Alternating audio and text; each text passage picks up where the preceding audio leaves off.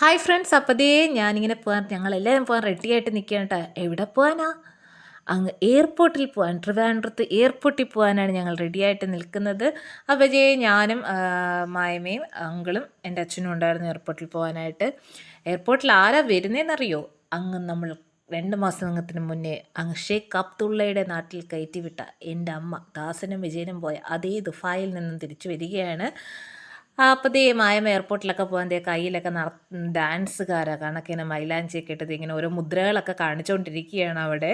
അങ്ങനെ ഞങ്ങൾ കണിയാപുരമൊക്കെ എത്താറായി കേട്ടോ. കണിയാപുരമൊക്കെ എത്താറായപ്പം ഭയങ്കര തിരക്കായിരുന്നു, നല്ല ബ്ലോക്കായിരുന്നു.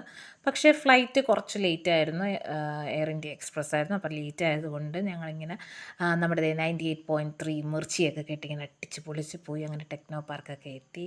അപ്പോൾ സമയമുണ്ടല്ലോ, അപ്പം നമുക്ക് ഒരു ചായയൊക്കെ കുടിച്ച് 2 കടിയൊക്കെ കടിച്ചിട്ടിങ്ങനെ പോവാം എന്നിങ്ങനെ വിചാരിച്ച് ഞങ്ങൾ ഒരു ചായക്കടയിൽ കയറി. നല്ല സൂപ്പർ ബജ്ജിയും ചായയായിരുന്നു കേട്ടോ.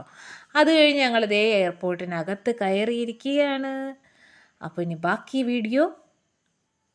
വിശേഷങ്ങൾ അടുത്ത വീഡിയോയിൽ കാണാം. ഞങ്ങൾ അപ്പോൾ എയർപോർട്ടിൽ എത്തിയിരിക്കുകയാണ്.